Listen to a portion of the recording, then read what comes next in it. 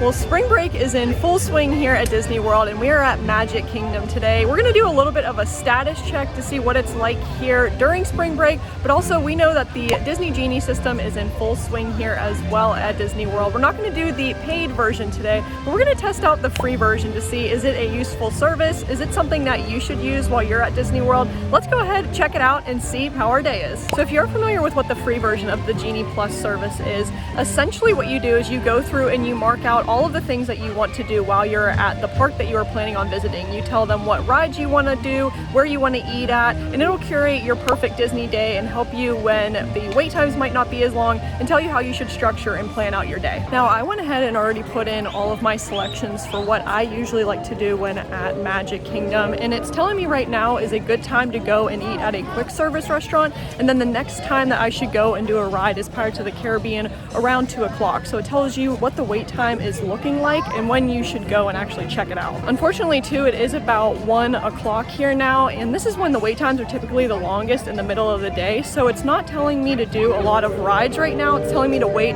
later on in the day, which isn't super helpful, but we're gonna go and check out Pirates of the Caribbean. It has a 35-minute wait, and we'll just see how that looks. So as I think I have mentioned, I have not checked out the paid version of the Disney Genie service yet. Essentially, if you aren't familiar with it, you pay $15 per day per person, and it allows you to skip the long standby lines. You get to go through access with the Lightning Lane, which was the old Fast Pass lane, and you get one selection at a time. So after you use one selection, you're able to check into another ride. We've made it to Pirates of the Caribbean, but look who is out to say hello. We've got Jack Sparrow. Here is the Lightning Lane entrance for Pirates of the Caribbean, and the standby was bumped up to 40 minutes. It is looped around inside the line there a little bit, so it could be a little bit long, but we'll check it out and see. It is currently 1:06 p.m. We will start our timer and see how long it is. Alrighty, Baymax and I made it on the ride, and it was 21 minutes. As far as Pirates of the Caribbean's wait goes, that was not bad at all. Definitely not 40 minutes. So as far as Pirates of the Caribbean has gone in the past for me, the line has typically moved pretty quickly. I know every day at Disney World is different, but that one doesn't seem to usually take as long as it is posted, which is nice. We're in Frontierland now, and check out the crowd level we've got going on here. I have not seen it this packed in a while. You just see heads everywhere.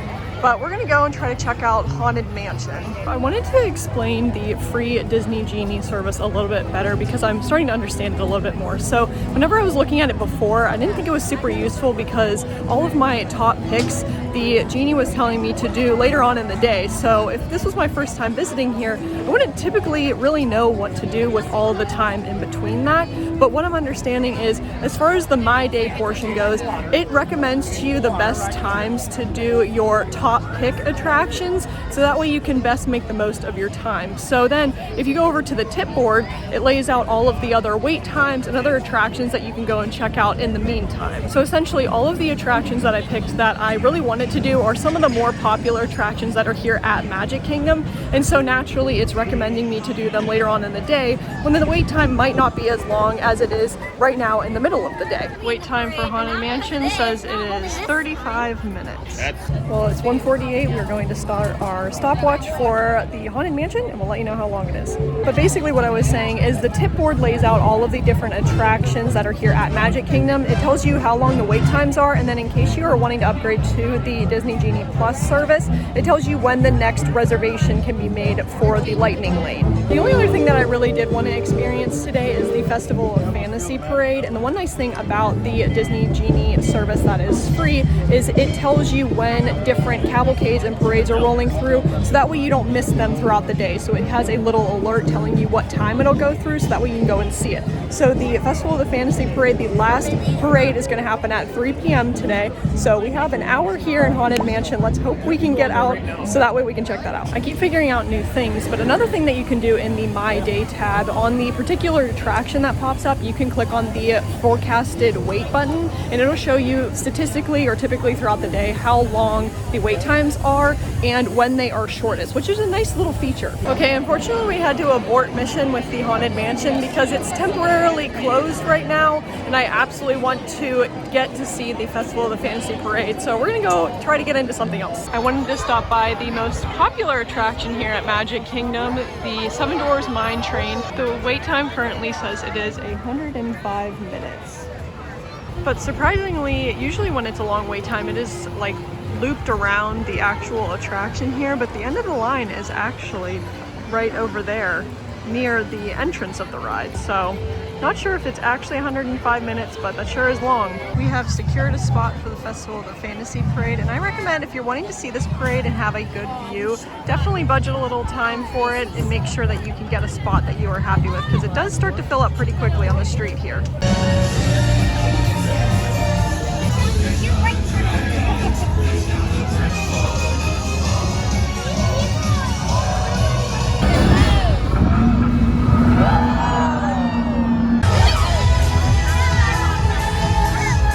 Well, I got to check out the Festival of the Fantasy Parade. Absolutely love that parade. It was so great to finally see it again.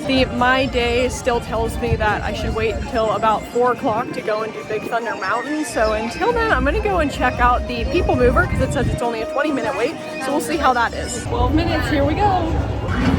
The exciting places you want to be sure to enjoy today while visiting this land of tomorrow. Well, I was testing out the new Disney Genie free version today, as well as checking out to see what it's like during spring break here. And before we go, I wanted to share my quick thoughts about the free version of the Disney Genie service, just to give you guys an idea if it's something worth using whenever you are on your visit. I know I didn't use it a ton today, but it was nice to reference just to get an idea of how long wait times are. And I thought it was a really good idea to use if you're wanting to find a way to organize your day, keep track of what it is you want to do while you're at Disney World. Personally, I don't know if it's a service that I would usually use, but I think if it is your first time visiting Disney World or your first time in a while, it's just another helpful tool to have available to you whenever you're visiting the parks. I think it is super helpful to give you an idea of how long wait times usually are, what the more popular attractions are, and it can help you to kind of keep track of and organize your day so that way you don't miss some of the most important things or the things that you really want to check out when visiting Disney World. Now, if you're planning on visiting Disney World during spring break this year, I've got some tips here that I want to share with you that you can check out, as well as some other Disney tips and tricks videos here in this playlist.